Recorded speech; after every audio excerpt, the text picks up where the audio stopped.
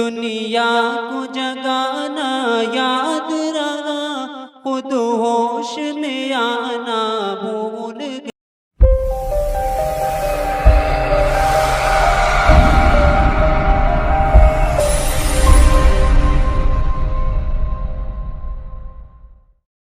वअशहदु अन्न मुहम्मदन अब्दुहु व रसूलुहु या अय्युहल्लज़ीना आमनु तक़ुल्लाहा हक़्क़ तुक़ातिहि व ला तमूतुन्न इल्ला व अंतुम मुस्लिमून या अय्युहन्नासु इत्तक़ू रब्बकुमुल्लज़ी खलक़कुम मिन नफ्सिन वाहिदह व खलक़ मिनहा ज़ौजहा व बस्स मिनहुमा रिजालन कसीरन व निसाअ वत्तक़ुल्लाहा अल्लज़ी तसाअलून बिही वल अर्हाम इन्नल्लाहा काना अलैकुम रक़ीबा या अय्युहल्लज़ीना आमनु इत्तक़ुल्लाहा व क़ूलू क़ौलन सदीदा युस्लिह लकुम अअमालकुम व यग़फिर लकुम ज़ुनूबकुम व मन युति'िल्लाहा व रसूलहु फ़क़द फ़ाज़ फ़ौज़न अज़ीमा अम्मा बअद फ़इन्न खैरल हदीस किताबुल्लाह व खैरल हदी हदी मुहम्मदिन सल्लल्लाहु अलैहि वसल्लम व शर्रल उमूरि मुहदसातुहा व कुल्लु मुहदसतिन बिदअह व कुल्लु बिदअतिन ज़लालह व कुल्लु ज़लालतिन फिन्नार। अऊज़ु बिल्लाहि मिनश शैतानिर रजीम।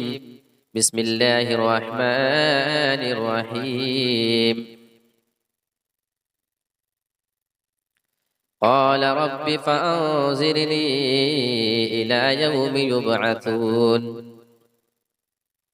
क़ाल फ़इन्नक मिनल मुनज़रीन इला वक़्तिल यौमिल मअलूम। क़ाल रब्बि बिमा अग़वैतनी लउज़य्यिनन्न लहुम फ़िल अर्दि व लउग़वियन्नहुम अजमईन इल्ला इबादक मिनहुमुल मुख़लसीन। रब्बि इश्रह ली सदरी व यस्सिर ली अमरी वहलुल उक़दतम मिन लिसानी यफ़क़हू क़ौली। अल्लाहुम्मा रब्बि ज़िदनी इल्मा। आमीन। मुहतरम व मौक़र सदर मजलिस, नाज़िम जलसा, स्टेज पर तशरीफ फरमा और स्टेज को रौनक बख्शते हुए निहायत ही मौक़र व मुहतरम उलमाए कराम की जमात, मेरे बगल में बैठे हुए जो तलबा हैं जो अल्हम्दुलिल्लाह यहाँ से फारिग हो रहे हैं, किसी ने हिफ्ज़ की तकमील की है तो किसी ने अपनी फजीलत की तकमील की है। और अल्लाह के फजल व करम से सिर्फ बच्चे ही नहीं बल्कि 8 तालिबात भी इस जामिया से फारिग हो रही है। वाकई ये बड़ी सआदत और खुशनसीबी की बात है। अल्लाह रब्बुल आलमीन जिससे चाहता है इस तरीके के काम ले लेता है, वरना हमारे और आपके बस की बात नहीं कि हम इतना बड़ा काम कर सकें। अल्लाह रब्बुल आलमीन से मैं दुआ करता हूँ कि परवरदिगार इस जामिया के लिए जो हजरात भी जिस तरीके से भी मेहनत और कोशिश कर रहे हैं, उनको उनकी मेहनत का और उनकी कोशिशों का तो बेहतरीन से बेहतरीन बदला दुनिया और आखिरत दोनों जगह में नसीब फरमा। आमीन। आज मैं आपके सामने एक अहम मौजू के ऊपर कुछ बातें करना चाहता हूं। मौजू है नौजवानों के बिगाड़, असबाब और इलाज। ये बड़ा अहम मौजू है और जरूरत है कि इस मौजू पर हमें बात करना चाहिए। अभी मुझसे पहले आपने मुख्तलिफ उलमाए कराम की ज़बानी बहुत सी कीमती बातें आपने सुनी और मैं भी अभी थोड़ी देर पहले ही आपके बीच में तशरीफ लाया हूं। मैं आपके सामने सीधा सीधा अपने मौजू पे आता हूं। नौजवान जो बिगड़ रहे हैं इसकी वजह क्या है? ये मौजू इसलिए जरूरी है कि किसी भी मुआशरे को अगर आपको बर्बाद करना हो, किसी भी समाज को आप अगर पीछे छोड़ना चाहते हैं, तो आप उस समाज के जो नौजवान, जो मर्द नौजवान है, नौजवान लड़कियां भी हैं, नौजवान लड़के भी, तो लड़कों को अगर आप पीछे छोड़ दें, अगर आप उन्हें अखलाकी एतबार से गिरा दें, उनकी सोच को आप अगर दीन से हटा दें, तो ये समझे कि वो आने वाली पूरी नस्ल उसी में जो है बह के निकल जाती है और उसी रविश और उसी रास्ते पे चल पड़ती है। लिहाजा नौजवानों की बहुत जिम्मेदारी है। तो मैं नौजवानों के बारे में बात करने से पहले कुरान मजीद में 2 जगह से आपके सामने 2 आयतें रखूंगा, जिसमें अल्लाह रब्बुल आलमीन ने जवानी की अहमियत को बताया है। अल्लाह रब्बुल आलमीन ने यह वाज़ेह किया है कि जवानी कितनी ज्यादा वैल्यू वाली चीज है। जवानी ऐसे नहीं कि मिली और आपने गुजार दिया। जो हजरात जवानी के लम्हात गुजार चुके, आप उनसे पूछे कितने दिन हो गए वो बेचारे कुर्सी पे बैठकर नमाजें पढ़ रहे हैं, वो अपने बगल में किसी नौजवान को नमाज पढ़ते हुए देखते हैं। अल्लाह की कसम दिल में आरज़ू होता होगा, काश हम भी रब के सामने अपनी पेशानी को देख सकते। अब वो उम्र उनकी निकल चुकी, अब चाह कर भी नहीं कर सकते वो। आप अंदाजा लगाएं जवानी की अहमियत क्या है। और अल्लाह रब्बुल आलमीन ने कुरान मजीद के अंदर बाकायदा इसका तज़किरा किया है। आइए सूरतुर रूम आयत नंबर 54 उठाकर देखते हैं। अल्लाहुल्लज़ी खलक़कुम मिन ज़ुअफ़िन सुम्मा जअल मिन बअदि ज़ुअफ़िन क़ुव्वतन सुम्मा जअल मिन बअदि क़ुव्वतन ज़ुअफ़न व शैबह यख़्लुक़ु मा यशाअ व हुवल अलीमुल क़दीर।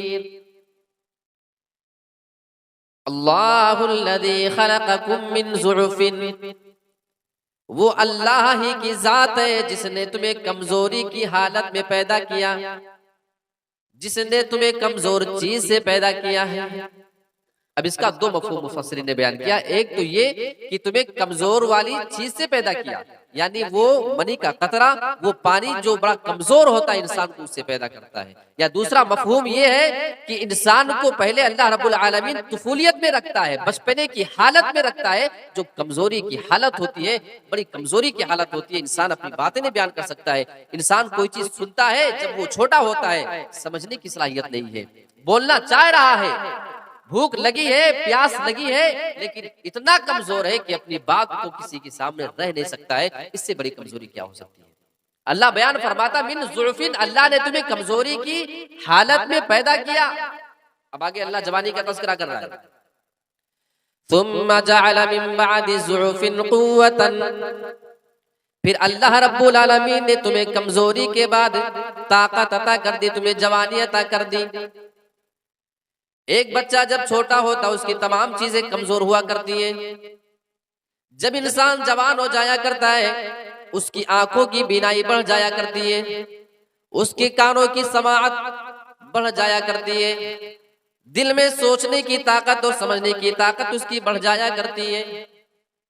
इंसान की दांत भी मजबूत है, इंसान के दिल मजबूत है, फेफड़ा मजबूत, गुर्दा मजबूत, जितने भी आज़ा नौजवानों के दरमियान पाए जाते हैं वो सभी के सभी आम तौर पे मजबूत हुआ करते हैं। अल्लाह बयान फरमा रहा, तुम्हें कमजोरी के बाद हमने ताकत अता किया है। ये अल्लाह की बहुत बड़ी नेमत है। अल्लाह ने बाकायदा कुरान में इसका तज़किरा किया है। अच्छा, ये हर वक्त रहने वाला नहीं है। आप मालूम करें, बड़े से बड़े नौजवान गुजरे हैं जो आज बुढ़ापे की दहलीज पर बैठे हुए हैं। आज उनकी आंखें कमजोर हो चुकी हैं। जो कभी बहुत ही ज्यादा सुना करते थे, दूर की थोड़ी सी आवाज को वो सुन करके पूरी बात समझ लिया करते थे। आज आप उन बुजुर्गों के सामने जाकर के थोड़ी सी आवाज में कोई बात करेंगे, वो आपसे बोलेंगे बेटा उम्र निकल चुकी है, इस वजह से मैं कमजोर पड़ चुका हूँ, मेरे कान से बराबर सुनाई नहीं देता है, जरा जोर से बोलो। वो बताना चाह रहे हैं कि जवानी निकल चुकी है, अब मैं कमजोर हो चुका हूँ, जरा जोर से बोलो। आप देखें बुढ़ापा आने के बाद, कमजोरी आने के बाद, वही दांत जो इंसान के मजबूत हुआ करते थे, मजबूत से मजबूत चीज को जिससे तोड़ दिया करते थे और चबा लिया करते थे, आज दांत इतने कमजोर है कि झड़ झड़ करके गिर रहे हैं। अल्लाह ने बयान फरमाया हमने तुम्हें कुव्वत के बाद कमजोरी अता फरमाई। सुम्मा जअल मिन बादि कुव्वतिन ज़ुअफ़न व शैबा, फिर अल्लाह रब्बुल आलमीन ने तुम्हें ताकत देने के बाद तुम्हें कमजोरी और बुढ़ापा दे दिया। तुम्हारे जिस्म के सारे आज़ा कमजोर पड़ चुके हैं। तुम्हारा गुर्दा कमजोर, तुम्हारा फेफड़ा कमजोर, तुम्हारा दिल कमजोर, तुम्हारी आंखें कमजोर, तुम्हारे कान कमजोर, तुम्हारे दांत भी कमजोर, तुम्हारे वो हाथ जिससे तुम 50-60 किलो उठा करके कहीं भी लेकर आया जाया करते थे, आज तुमसे तो 1-2 किलो का वजन भी उठाया नहीं जा रहा है। मेरे प्यारे साथियों, आप मालूम करें ये बुजुर्ग हजरात कई किलोमीटर पैदल सफर तय कर लिया करते थे, आज 2-4 कदम भी उनके लिए चलना मुश्किल हो चुका है। अल्लाह बयान फरमाता है सुम्मा जअल मिन बादि कुव्वतिन ज़ुअफ़न व शैबा, ये अल्लाह की जात है जो तुम्हें कमजोरी की हालत में जवान बनाता है, फिर जवानी देकर तुम्हें कमजोर और बूढ़ा बना देता है। तो अगर उस उम्र तक पहुंचे तो वही हाल हमारा भी होना है, वरना हमसे मजबूत ये बुजुर्ग हजरात थे। यकीन मानिए हर आने वाला दौर इंसान को कमजोर कर रहा है। ग़िज़ा के एतबार से, रहन सहन के एतबार से, आबो हवा के एतबार से इंसान कमजोर होते जा रहा है। तो ये जवानी बहुत बड़ी अल्लाह रब्बुल आलमीन की नेमत है। यख़्लुक़ु मा यशा, अल्लाह जो चाहता है पैदा करता है। वहुवल अलीमुल क़दीर, और अल्लाह रब्बुल आलमीन जानने वाला, कुदरत रखने वाला है। वो जानता है कि कब किसे क्या देना है। वो कुदरत रखने वाला है, जब चाहे जो चीज दे दे और जब चाहे जिस आदमी से वो चीज छीन ले उसको कोई भी रोकने टोकने वाला नहीं। तो यहाँ पे अल्लाह ने सूरतुर रूम आयत नंबर 54 के अंदर जवानी का तस्करा किया है। एक जगह से और मैं आपके सामने आयत रखता हूँ और मुफस्सिरीन का उस पे कमेंट में आपको बताऊंगा कि मुफस्सिरीन उसके बारे में क्या कहते हैं। ये आयत है सूरतुल हदीद आयत नंबर 20 नंबर की आयत। इअलमू अन्नमल हयातुद दुनिया लइबुन व लहबुन व ज़ीनह व तफाखुरुम बैनकुम व तकासुरुन फिल अमवालि वल औलाद। ऐ लोगों, तुम अच्छी तरीके से जान लो, अन्नमल हयातुद दुनिया लइबुन व लहब, बेशक ये दुनिया की जिंदगी तो सिर्फ खेल और तमाशा है। बाज़ मुफस्सिरीन कहते हैं कि अल्लाह रब्बुल आलमीन ने आयत के इस टुकड़े में इशारा किया है इंसान के बचपने की जानिब। वो कैसे? अल्लाह कह रहा है कि दुनिया की जिंदगी खेल है, तमाशा है, इसके अलावा कुछ नहीं। एक बच्चा छोटा होता है, पूरे दिन उसे खेल कूद के अलावा कोई दूसरी चीज नहीं सोचती है। सुबह उठेगा खेल, दोपहर हो जाएगी खेल, शाम होते होते खेल, बिस्तर पर जाते जाते खेल, घर के अंदर भी खेल, घर के बाहर भी खेल, मस्जिद में लाओगे वहां भी खेल, मदरसे में लाओगे वहां भी खेल। बच्चा सिर्फ खेलना जानता है, उसके अलावा उसे कोई चीज समझ नहीं आती। तो मुफस्सिरीन कहते हैं कि अल्लाह ने इस आयत करीमा के इस टुकड़े में इशारा किया इंसान के बचपने की जानिब। अच्छा, आगे वज़ीनतुन, और ये दुनिया की जिंदगी जीनत की जगह, इंसान इसमें अपने आप को खूबसूरत बनाने की कोशिश किया करता है। इंसान अपने आप को बनाया और संवारा करता है कि मैं तुमसे ज्यादा खूबसूरत दिखा करता हूँ। ये मरहला इंसान की जिंदगी में कब आता है? जब वो जवान होता है। बेचारे जो बुजुर्ग हो जाते हैं उनके अंदर वो शौक, वो जज्बा खत्म हो चुका है। अब उन्हें अल्लाह याद आता है, अब उन्हें उस चीज की फुर्सत नहीं। बसा औकात किसी बाप को सुना गया कि बेटे जो दिन में 10 बार आईना देखते हो, एक वक्त हमारा भी था जब इस उम्र में थे, अब हाल ये है कि हफ्ते हफ्ते आईना नहीं देखते। तो जवानी में इंसान ये सारी चीजें करता है। अल्लाह रब्बुल आलमीन ने इशारा किया इंसान की जवानी की जानिब। अच्छा, आगे व तफाखुरुम बैनकुम, और ये दुनिया की जिंदगी आपस में फख्र करने की जगह है। अब इस आयत के टुकड़े के बारे में बाज़ मुफस्सिरीन ये कहते हैं कि इंसान जब जवानी के मरहले को पार कर लेता है और रुपया पैसा कमा लेता है, तो इंसान एक दूसरे से फख्र करता है अपनी कमाई हुई दौलत पर, अपनी बनाई हुई प्रॉपर्टी के ऊपर। जवानी के बाद का मरहला जो होता है उसका अल्लाह ने इसमें तस्करा किया है।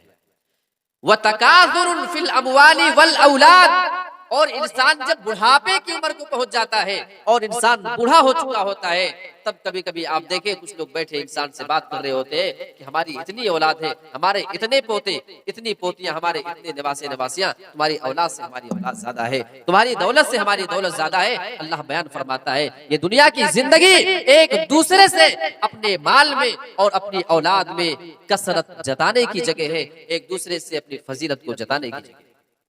क्या नक्शा अल्लाह ने खींचा है, उम्र के मुख्तलिफ मरहलों का अल्लाह ने तस्करा किया है।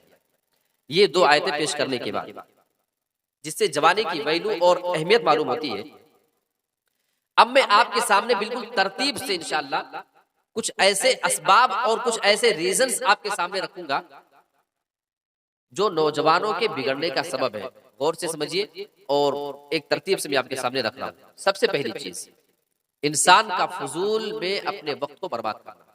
वक्त की बहुत अहमियत है, एक बार अगर वक्त निकल जाए दोबारा आपकी जिंदगी में नहीं आता है। बहुत सारे नौजवानों को आप देखेंगे बेचारे पूरे दिन बैठे बैठे व्हाट्सएप चला रहे हैं, आप उनका फोन चेक करें 4-4 घंटे उनका व्हाट्सएप निकल जाता है। फेसबुक पे 3-3 घंटे निकाल देने वाले, यूट्यूब पे 2-2 घंटे निकाल देने वाले, क्रिकेट में पूरे 4-6 घंटे निकाल देने वाले नौजवान आपको मिल जाएंगे। मोबाइल में गेम खेलने वाले नौजवान आपको पूरे दिन मिल जाएंगे। रात में 12 से 1 बजे तक मोबाइल में गेम में लगे रहना, ये वक्त को बर्बाद करना है। वक्त की अहमियत जब इंसान नहीं समझता है तो वो नौजवान फिर धीरे धीरे बर्बादी और तबाही के रास्ते पे चला जाता है। और ये मोबाइल की बात आई, अब दूसरी चीज ये मोबाइल है और इसमें वाकई हमें गौर करना चाहिए। हमारे बच्चे कहाँ जा रहे हैं, अभी आपके सामने मैं बयान करूं आप हैरत में पड़ जाएंगे। ये मोबाइल का जो गलत इस्तेमाल है इंसान को कहां से कहां पहुंचा रहा है। थोड़े दिनों पहले एक वीडियो बहुत वायरल हुई, शायद आपने देखा होगा। एक साहब हजर अस्वद के पास बैठे हुए हैं, खाने काबा में हजर अस्वद के थोड़ी दूरी पे मौजूद हैं। यहाँ हम इंसानों की आंखें बार बार तरस रही है कि अल्लाह रब्बुल आलमीन हमें एक बार वहां की जियारत नसीब फरमाए। हम वहां पे जाएंगे, अल्लाह से ये मांगेंगे, अल्लाह से ये दुआ कर लेंगे और अपने गुनाहों को माफ करवाने की कोशिश करेंगे।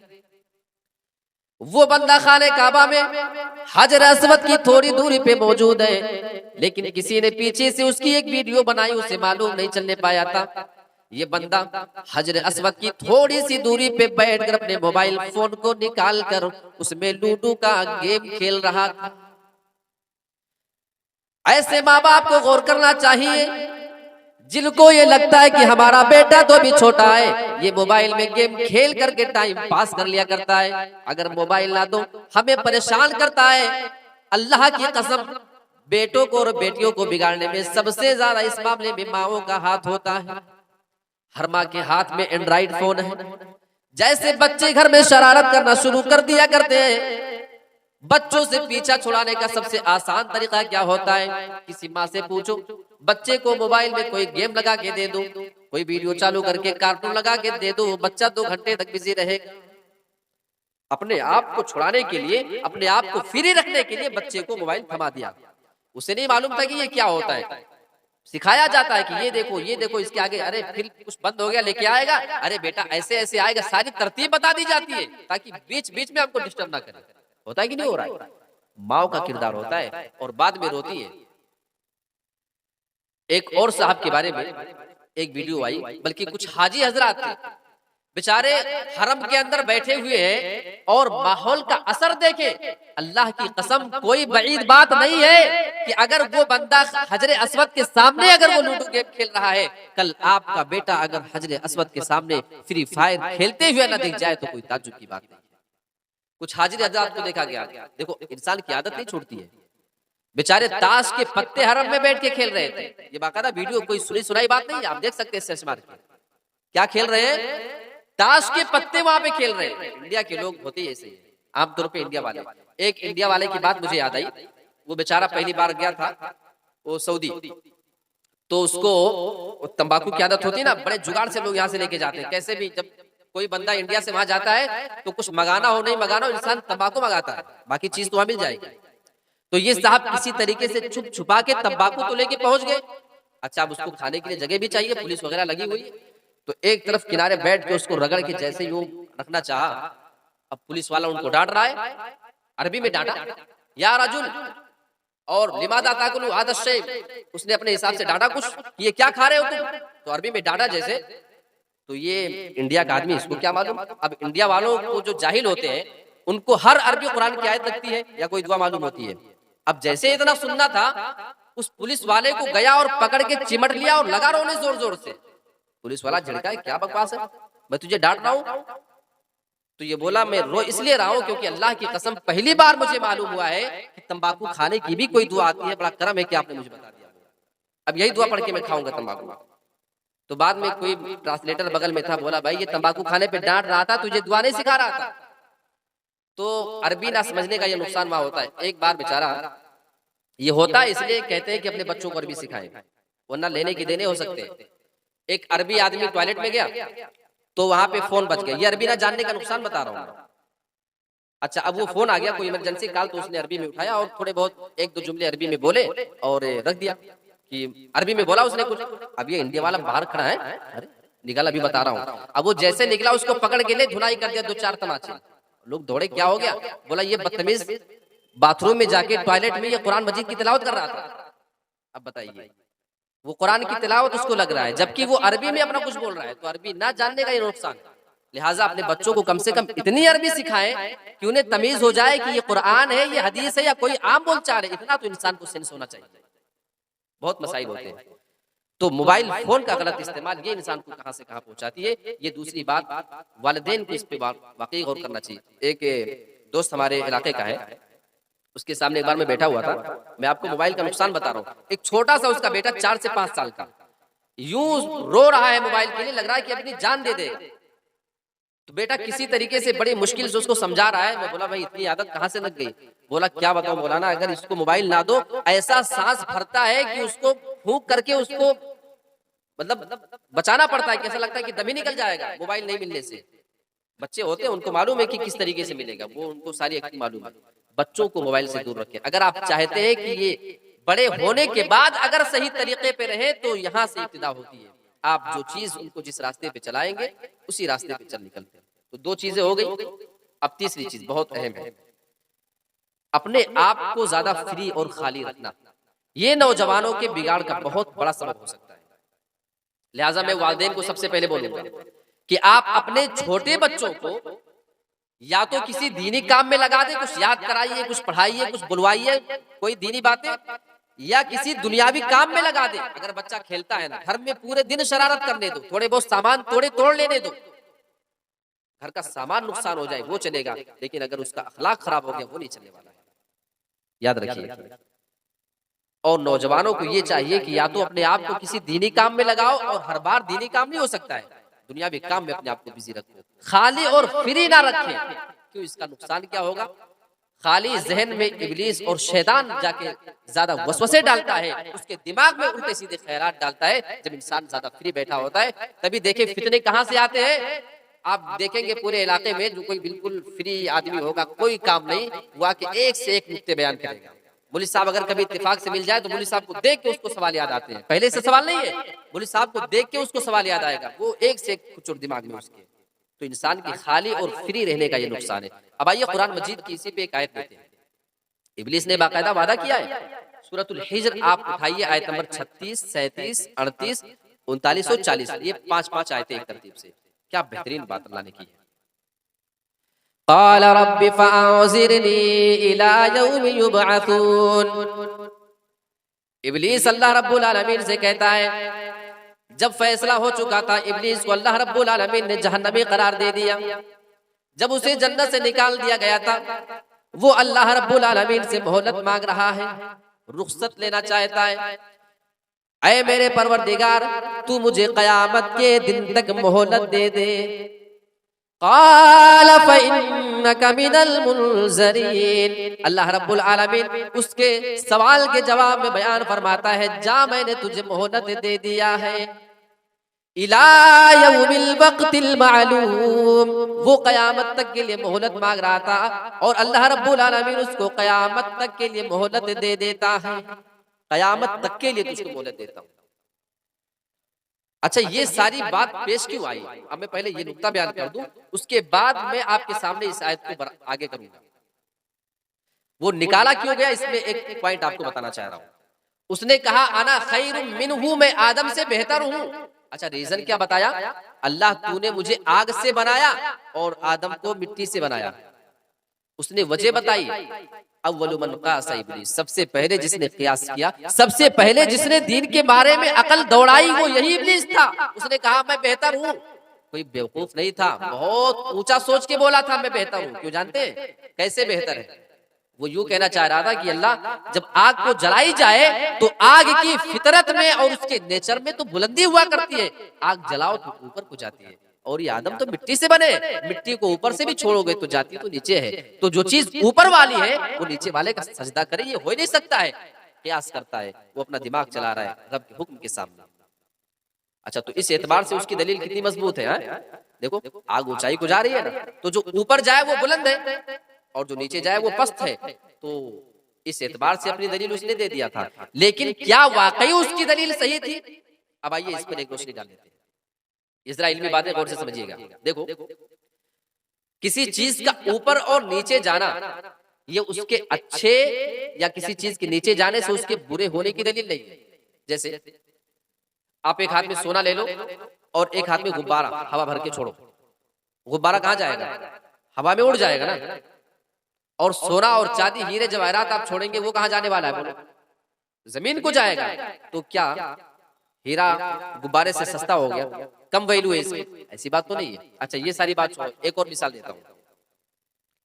किसी को अगर आपको समझना है कि ये अच्छा या ये अच्छा, दो फुटबॉल की टीम है, कोई बोलता है ये, कोई बोलता है वो, मुकाबला करा लो, कंफर्म हो जाएगा। दो क्रिकेट की टीम है, यहाँ की और वहां की, हुसैनाबाद और अमीरों का, ठीक है?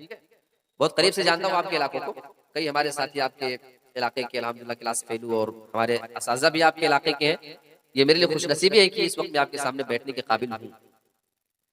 तो आप मुकाबला करा लीजिए, वाज़ेह हो जाएगा कि ये टीम अच्छी या वो टीम अच्छी है। ऐसे ही आग और मिट्टी की जब बात आए, ये अच्छी या वो अच्छी, दोनों का आपस में मुकाबला करा लिया जाए। किसी के ऊपर नीचे जाने से पता नहीं चलेगा, तो दोनों का मुकाबला यूं कराएं कि आप मिट्टी का एक ढेर ला करके कहीं जमा कर दें और माचिस और सलाई ले करके आप उसको 2 घंटा, 4 घंटा, 10 घंटा जलाते रहो। साइड से कोई चीज नहीं डालना, पेट्रोल, डीजल, केमिकल नहीं डालना, सिर्फ मिट्टी हो, सिर्फ आग हो, आप जलाने की ट्राई करो, कोशिश करते रहो।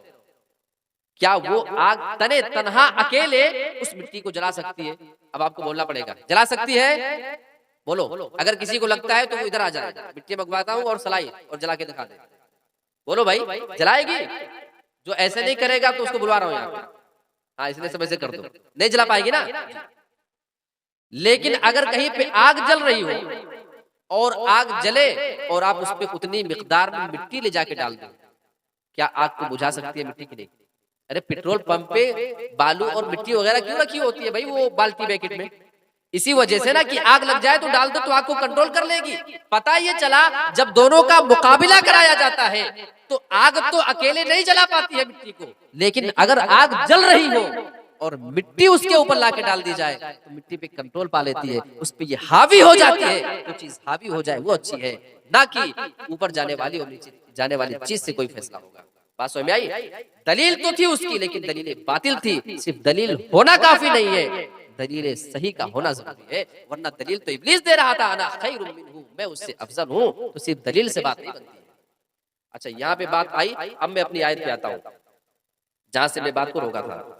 तो अल्लाह ने फरमाया कि जा मैं तुझे कयामत तक के लिए मोहलत दे रहा हूँ। अब सवाल ये पैदा होता है कि इब्लीस कयामत तक के लिए मोहलत मांग के करना क्या चाहता है? क्या उसका फायदा होने वाला है? क्या उसे अपनी जात की ने कोई फायदा पहुंचाना है? आओ, उसका मकसद वाज़ेह है। क़ाल रब्बि बिमा अग़वैतनी लउज़य्यिनन्न लहुम फिल अर्ज़ि व लउग़वियन्नहुम अजमईन। इब्लीस कहता है, ऐ मेरे परवरदिगार, तूने मुझे गुमराह कर दिया। सबसे बड़ी बात जो अल्लाह के ऊपर कोई भूलने वाला बंदा है इब्लीस। कह रहा अग़वैतनी, तूने मुझे गुमराह किया है। इससे बड़ी बात और क्या हो सकती है? हमारे रब को इतनी बड़ी बात बोलने वाला इब्लीस, हम उसके नक्शे कदम पे लगे हुए, अफसोस नहीं होता मुसलमानों का। हम उसकी एक बात भी दिल से तस्लीम करते हैं कि हमारी गैरत गवारा नहीं करती है। वो कुरान मजीद में अल्लाह बयान फरमाता है कि यही वो मरदूद इब्लीस है जिसने मेरे बारे में कहा था बिमा अगवैतनी, ऐ मेरे रब तूने मुझे गुमराह किया है। नहीं, वो अपने अमल की वजह से गुमराह किया है, लेकिन रब पे इल्जाम लगा रहा है। अल्लाह का सब्र तो जरा देखो, अल्लाह को कोई परवाह नहीं, उसको ढील देता है, जा ठीक है। आगे वो अपनी बात क्या रख रहा है, क्या बेहतरीन अंदाज में अल्लाह ने इब्लीस की बात को यहाँ पे रिकॉर्ड किया है। लउज़य्यिनन्ना लहुम फिल अर्द, ऐ मेरे रब जब मैं जमीन के अंदर जाऊंगा तो मैं इनके लिए गुनाहों को मुज़य्यन कर दूंगा, मैं गुनाहों को बना सवार करके पेश कर दूंगा। अच्छा, मुज़य्यन करना, बनाना सवारना किसको कहते हैं? ये घर है, ऊपर की दीवार बहुत अच्छी नहीं है, हालांकि अच्छी है भाई, वरना पता चले जिसका घर हो बाकी बिगड़ जाए। अच्छा, ये तो मदरसा है ना, हाँ तब कोई नहीं बिगड़ेगा। मान लो एक दीवार इसकी अच्छी नहीं है, थोड़ा सा गड़बड़ दिख रही है, किसी अच्छे डिजाइनर को बुलाओ, वो उसमें आके कुछ ऐसा नक्शो निगार कर देगा कि डिजाइनिंग हो जाएगी, बना देगा, संवार देगा। जो चीज अच्छी अभी नहीं दिख रही थी, थोड़ी देर के बाद वो आपके सामने अच्छी बना के दिखा देता है, जबकि अंदर से अच्छी नहीं है, अंदर से खोखली है वो, लेकिन देखने में संवारा है, बना दिया, अब देखने में वो खूबसूरत नजर आती है, हालांकि अंदर से उतनी मजबूत है नहीं। बनाना, संवारना, इसी चीज को कहा जाता है। लउज़य्यिनन्ना लहुम फिल अर्ज़, मैं बनाऊंगा, मैं संवारूंगा, मैं मुज़य्यन करूंगा क्या तेरे बंदों के लिए गुनाहों को, गुनाह है तो इनके लिए नुकसानदेह, ऐसा बना के पेश करूंगा कि इनको लगेगा नहीं कि हमारे लिए नुकसानदेह है, उसको अच्छा समझ करके करेंगे। आप जरा तसव्वुर करें, इब्लीस ने अपने वादे को कितना सच्चा कर दिखाया है। ये झूठा इब्लीस तो है, ये कज़्ज़ाब तो है, लेकिन हाँ अपने इस वादे में वो सच्चा निकल गया, बनाया हमारे लिए गुनाहों को, संवारा हमारे लिए गुनाहों को। कौन सा गुनाह? आइए जरा हम बात करते हैं। हम मुसलमान घराने की बात करें, दूसरों की बात क्यों करें? आज हमारी बहन बेटियां अपनी खालाजाद, मामूजाद, फूफीजाद, चचाजाद लड़के के साथ बैठकर बाइक के ऊपर घूम रही हैं। न हमें कोई एतराज है, न उनको कोई एतराज है। पूरे मोहल्ले के सामने वो बाइक पर बैठ करके निकल जाएं, 2 घंटे के बाद मार्केट करके आए, हमारी इज्जत, हमारे जमीन को कोई फर्क नहीं पड़ने वाला है, क्योंकि हम उस चीज को गलत ही नहीं समझ रहे हैं। लउज़य्यिनन्ना लहुम फिल अर्ज़ि, इब्लीस कह रहा था, ऐ मेरे रब जब मैं जमीन में जाऊंगा तो इनके लिए गुनाहों को बना सवार करके पेश कर दूंगा। आज मुसलमानों की लड़कियां स्कूल में, कॉलेज और यूनिवर्सिटी के अंदर लड़कों के साथ एक ही टेबल पर बैठ करके इल्म हासिल किया करती है। एडमिशन दिला के आने वाला बाप है, वो अपनी आंखों से देख करके आ रहा है कि हमारी बेटी कल से कहां कहां आएगी, किसके साथ उठेगी बैठेगी, लेकिन अफसोस ये है कि वो चीज उसे बुरी ही नहीं मालूम होती है। फर्क सिर्फ यही है, इब्लीस ने अपने वादे को सच्चा कर दिखाया है। लउज़य्यिनन्ना लहुम फिल अर्ज़, इब्लीस अपने वादे में सच्चा हो गया और हमें अपने दाम में जाम में फंसा दिया है। वलउग़वियन्नहुम अजमईन, और ऐ मेरे रब मैं इन तमाम लोगों को गुमराह कर दूंगा, इल्ला इबादक मिनहुमुल मुखलसीन, लेकिन ऐ मेरे रब जो तेरे खालिस बंदे, जो तेरे प्योर बंदे होंगे, मैं उनको गुमराह नहीं कर सकता हूँ। उसने भी हार मानी है किनके सामने? मुखलिस के सामने, जो खुलूस के साथ, जो दिल जमई के साथ, जो प्योर होते हैं अपने ईमान के अंदर, जो प्योर मुसलमान, ओरिजिनल मुसलमान होंगे, वो इब्लीस के बहकावे में नहीं आएंगे। इस बात को इब्लीस ने उसी टाइम पे ऐलान कर दिया था। बनना है अपने आप को, वो बनाइए मुखलिसीन लहुद्दीन, अपने आप को दीन के लिए खालिस करके दिखाओ। तो ये एक तीसरी चीज हुई नौजवानों के बिगड़ने में कि अपने आप को इंसान जब फारिग रखता है, फ्री ज्यादा रखता है, तो इंसान के बहकने का और गुमराह होने का ज्यादा चांस होता है, सीधे रास्ते से भटकने का ज्यादा चांस होता है। अब चौथी चीज बहुत अहम है नौजवानों, जरा गौर से सुनिएगा, और इसमें वालिदैन जरा गौर से सुनिए, सबकी जिम्मेदारी है, माए बाप और नौजवान आप खुद। गलत सोहबत, गलत संगत और बुरे दोस्तों का इंतखाब करना, ये इतनी खतरनाक चीज है कि अल्लाह की तरह। आइए मैं जरा आपको दिखाता हूँ। पहले आइए एक हदीस देख लेते हैं, अबू दाऊद की एक रिवायत है। अल्लाह के नबी जनाब मुहम्मद रसूलुल्लाह ने दोस्ती के उसूल बताए हैं। अर्रजुलु अला दीनि खलीलिही, आदमी अपने दोस्त के दीन पर कायम होता है। फलयंजुर अहदुकुम मन युखालिल, जब आदमी को दोस्ती करना हो तो तुम में से कोई आदमी जब किसी से दोस्ती करना चाहे तो गौर से समझ ले, सोच ले, जान ले कि वो किस आदमी से दोस्ती कर रहा है, उसके अखलाक व आदात कैसे है, वो दीनदार है या बेदीन है, वो नमाजी है या बेनमाजी है, वो जुए का आदी है या नहीं, वो शराब पीता है या नहीं, वो पान गुटके खाया करता है या नहीं। फलयंजुर अहदुकुम मन युखालिल, अगर तुम्हें दोस्ती करना हो तो बहुत ही सोच समझ करके तुम दोस्ती का हाथ बढ़ाना, वरना इसका नुकसान क्या होगा। आओ एक ऐसा नुकसान आपके सामने मैं सही बुखारी और सही मुस्लिम के हवाले से पेश करूं। अल्लाह के नबी के प्यारे और चहीते चचा अबू तालिब की बात मैं कर रहा हूं। पूरी जिंदगी अबू तालिब अल्लाह के नबी का सपोर्ट किया करते थे। आप मक्का में काफिरों के जुल्म से बचाया करते थे। कोई बात आई तो हमेशा सीना तान के अपने भतीजे के लिए खड़े हो जाने वाले वो चचा थे। आप अपने भतीजे से मोहब्बत कर रहे हैं और भतीजों को भी यानी मुहम्मदुर रसूलुल्लाह को भी अपने चचा से बहुत ही ज्यादा मोहब्बत है। और भतीजे और चचा का रिश्ता ही ऐसा होता है, बहुत मोहब्बत होती है अगर वो खुलूस हो तब। ऐसे चचा की मैं बात नहीं कर रहा जो बाप के मरने के बाद उसके जमीन पे कब्जा करने वाला, अल्लाह तो उनको माफ करे। ये मैं उस रिश्ते की बात कर रहा हूं जो खुलूस की बुनियाद पर होता है। अल्लाह के नबी के प्यारे चचा के इंतकाल का टाइम करीब आ चुका है। अल्लाह के नबी उनके पास आए, बार बार आप उनको जिंदगी भर इस्लाम की तरफ बुला रहे थे, लेकिन अभी तक वो इस्लाम नहीं लाए। इंसान मौत के टाइम पे है। अल्लाह के नबी उनके पास इस उम्मीद में जाते हैं कि शायद मैं इस टाइम पे आपको दावत दे दूं और आप हमारी दावत को कबूल कर ले। जरा आइए मैं आपको बताऊं, अल्लाह के नबी जनाब मुहम्मदुर रसूलुल्लाह बड़े से बड़े काफिरों को इस्लाम की जानिब बुलाया करते थे। आपकी बात उनके दिल में बैठ जाया करती थी। बड़े से बड़ा मुशरिक आपकी बात को समझ जाया करता था, ईमान ले आता था। बड़े से बड़ा जरी आदमी आप उसको समझा दिया करते थे, आपकी बातों को समझ जाया करता था। कुरान में अल्लाह बयान फरमाता है वदाइयन इलल्लाह, ऐ मेरे नबी हमने तुझे अल्लाह की तरफ दावत देने वाला बना करके भेजा है। कुरान में अल्लाह कहता है पूरी दुनिया में अगर कोई सबसे ज्यादा दीन का दाई है तो वो सबसे बड़े दाई हमारे नबी हैं। लेकिन मैं उसी नबी की बात कर रहा हूँ और वो प्यारे चचा जो आपसे मोहब्बत भी कर रहे हैं, आपसे कोई नफरत भी नहीं। मेरे प्यारे साथियों, उसी चचा के इंतकाल का वक्त करीब है। आओ मैं आपको बुरे दोस्तों का नुकसान बता रहा हूँ। बुखारी मुस्लिम के अल्फाज हैं, अल्लाह के नबी उनके पास जाते, या अम्मी, ऐ मेरे प्यारे चचा, ला इलाहा इल्लल्लाह, आप अपनी जबान से ये कलमा पढ़ लीजिए, ला इलाहा इल्लल्लाह। क्या होगा कलमा पढ़ के? कलिमतन अशहदु लका बिहा इंदल्लाह, ऐ मेरे प्यारे चचा आप ये कलमा पढ़े, मैं अल्लाह रब्बुल आलमीन के पास गवाही दूंगा कि आपने ये कलमा पढ़ा था। बस एक बार पढ़ लीजिए। कितनी दर्द भरी आवाज में कहा होगा ना नबी ने। बताओ जरा, चचा के इंतकाल का टाइम हो, क्या दिल लेकर के गए होंगे। हम सामना नहीं कर सकते किसी अपने घर में किसी इंतकाल होने वाले आदमी का। बैठे हैं नबी का कलेजा देखो, आप उनको कह रहे हैं मेरे प्यारे चचा एक बार आप कलमा पढ़। पूरी कायनात में सबसे बड़ा वो दाई, सबसे बड़ा वो अल्लाह की तरफ बुलाने वाला, सारे लोग आपकी बात को समझ जाया करते थे मेरे प्यारे साथियों, लेकिन उस प्यारे चचा को आपकी बात समझ में नहीं आ रही। और उसकी सबसे बड़ी वजह, उनके दो दोस्त जो सबसे बुरे दोस्त उनके दो वहां पे मौजूद थे। एक का नाम अबू जहल है और दूसरे का नाम है अब्दुल्ला बिन अबी उमैया। ये दोनों वहां पे मौजूद है।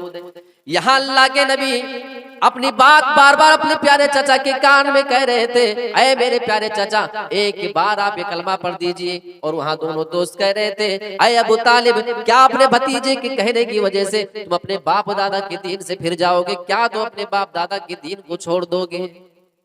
शर्म दिला रहे थे, आर दिला रहे थे, गैरत दिला रहे थे। और इसी बात को तो अल्लाह के नबी ने फरमाया था, वही अबू दाऊद की रिवायत जो मैंने अभी पेश की है, अर्रजुलु अला दीनी खलीलिही, आदमी अपने दोस्त के दीन पर होता है। उसकी मिसाल देखना है तो ये देखो, वो बार बार आर दिला रहे थे कि अबू तालिब खबरदार ईमान नहीं लाना, ईमान लाओगे लोग क्या कहेंगे, लोग तुम्हारे बारे में क्या क्या बातें बनाएंगे। फिर आखिर इंतकाल के टाइम पे उनकी जबान से जो जुमला निकलता है वो जुमला ये था कि मैं अपने बाप दादा के दीन पर मरता हूँ, मैं उस दीन पर मरता हूँ जिसमें मेरे बाप अब्दुल मुत्तलिब चला करते थे। और ये कह करके वो दुनिया से चले जाते हैं, उनको ईमान नसीब नहीं होता है। इसकी बड़ी वजह जो बनने वाले थे उनके दो बुरे दोस्त। अब आपको शायद अंदाजा हो रहा होगा कि दोस्ती इंसान को कहां से कहां पहुंचा देती है। आओ एक बहुत बड़े आलिम दीन का कौल आपके सामने पेश करता हूं। असलाफ में से किसी एक सलफ का कौल है, क्या प्यारी बात है। अस्साहिबु साहिबुन, दोस्त खींचने वाला होता है। पहला साहिब ये स्वाद के साथ दोस्त, और दूसरा साहिबुन ये सीन के साथ खींचने वाला।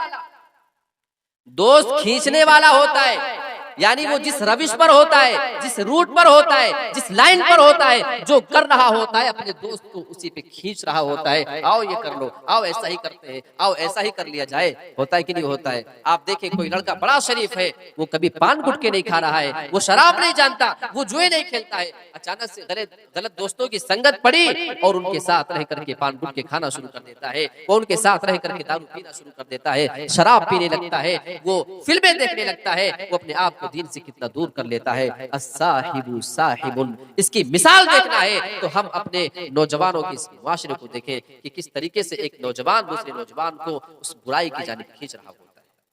तो इससे कन्फर्म हुआ दोस्ती करना हो तो बड़े सोच समझ कर। अल्लाह की कसम, आपके बुरे दोस्त हो जो आपको बुराइयों पे आमादा करने वाले हो, इससे कहीं ज्यादा अच्छा है कि आपकी जिंदगी में आपका कोई दोस्त ना हो। शायद कि उतर जाए तेरे दिल में मेरी बात। तो ये मैंने कितने नंबर बयान किया आपके सामने? 4 हुए। एक और चीज मैं आपके सामने लेता हूँ, नशा आवर चीजों का इस्तेमाल। और मैं आपको कुछ आंकड़ा बताऊंगा, जरा देखें। कुछ लोग जिनको लगता है कि यार क्या हुआ, वो 10-20 का ही तो खा लेता हूँ गुटखा पान, इससे कोई बहुत ज्यादा फर्क नहीं पड़ता। ओके ठीक है, हदीस में वो हराम है, वो अलग बात है। इंसान हदीस वाली बातें सुनता है, ठीक है, हराम तो है, लेकिन बहुत सारे मौलवियों ने फतवा दे के रखा कि खा सकते हो, है नहीं? हाँ, गुटके वगैरह पान वगैरह जो तंबाकू वाले खा सकते हो। अब वो उनके फतवे अपने घर के हैं। अल्लाह के नबी की तो यही हदीस है, मा अस्करा कसीरुहु फक़लीलुहु हरामुन, जिस चीज की ज्यादा मिकदार नशा पैदा कर दे उसकी थोड़ी सी मिकदार भी हराम है। क्या मतलब? कुछ लोगों को आप तंबाकू इतना दो, वो खा लेंगे, कुछ नहीं होगा। उन्हीं को इतना खिला दो तो नशे में हो जाएंगे, असर कर जाएगा। तो अगर इतनी मिकदार, ज्यादा मिकदार नशा पैदा कर दे तो उसकी ये थोड़ी सी चुटकी भर की मिकदार भी हराम है। मा अस्करा कसीरुहु फक़लीलुहु हराम, ये अल्लाह के नबी की हदीस। अच्छा चलिए एक आंकड़ा मैं आपको देता हूँ। पान और गुटके खाने वाले, सिगरेट पीने वाले आम तौर पे एक दिन में कितने रुपए का खाते पीते होंगे? सबसे कम हिसाब जरा बोलिएगा। कम से कम 50 रुपए का हिसाब जोड़ते हैं। कितना? 50 रुपया कम से कम, है नहीं? 2-4 गुटके, 1 सिगरेट और कुछ यूं ही, बस 50 रुपया सुबह से लेके शाम तक। वरना ये कम आंकड़ा है। कितने लोग हैं जो सैकड़ा पार कर जाते हैं खाने में। 50 रुपए का एक दिन में एक नौजवान खाता है। आप जरा तसव्वुर करें कि ये कहां कहां भी जाएगा। एक महीने में कितना खाएगा? 1500 का। कितने का हिसाब जोड़ो, एक दिन में 50 रुपया, तो 30 दिन में कितना? 1500 रुपये का। ओके, एक महीने में 1500, अब 12 महीने में, एक साल में कितना खाएगा? कैलकुलेट कर लो। 18,000 का। कितने का?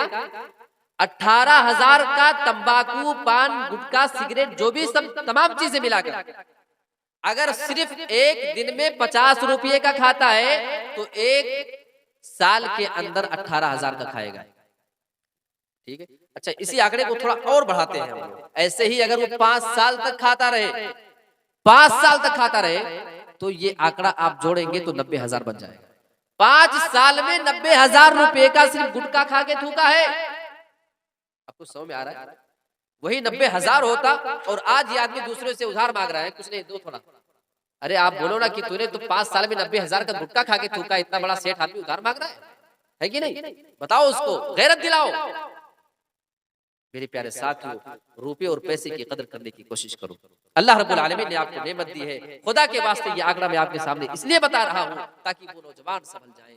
वो बेचारे नौजवान जिनके बाप शहरों में कमाते हैं, उनको लगता है कि हमारे बाप पैसे की झाड़ी हिला रहे हैं।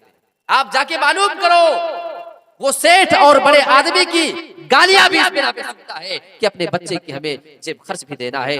वो अपनी बीवी के वो खांसी के सिरप को बाद में लेकर के आता है। सबसे पहले आपकी जरूरत और आपकी ख्वाहिश को पूरी क्या करता है, इसलिए नहीं कि आप उसके खून और पसीने की कमाई हुई उस दौलत को अपने मुंह के जरिए पान और गुटके में थूक करके आप उसको पैरों से कुचल करके निकल जाए। इससे बड़ी बेइज्जती आप अपने बाप की कुछ और नहीं कर सकते। तो ये नशे आवर चीजों का इस्तेमाल है। ये 5 चीज हो गई। अब छठी चीज पे आता हूं, नौजवानों के बिगड़ने के असबाब में से वक्त पर शादी नहीं करना। ये बहुत बड़ी सबब है, बहुत बड़ा सबब है, बहुत बड़ी वजह है ये। आइए अल्लाह के नबी की एक हदीस देख लेते हैं और इसमें लड़के और लड़कियों दोनों के बारे में बात होनी चाहिए। सही मुस्लिम किताबुल निकाह का चैप्टर है। या मअशर अश-शबाबी मन इस्तताअ मिनकुमुल बाअत फल्यतज़व्वज। ऐ नौजवानों की जमात तुम में से जो शादी करने की ताकत रखता हो, फल्यतज़व्वज, तो वो नौजवान फिर शादी कर लिया करे। फ़इन्नहु अग़द्दु लिलबसरि व अहसनु लिलफ़र्ज, क्योंकि वक्त पर शादी करने से इंसान की नजर भी झुक जाया करती है और इंसान की शर्मगाह की भी हिफाजत हो जाया करती है। अच्छा, ये सही मुस्लिम की हदीस यहाँ पे रखी। यहाँ अल्लाह के नबी ने 2 चीजों का जिक्र किया है, एक नजर और दूसरे शर्मगाह।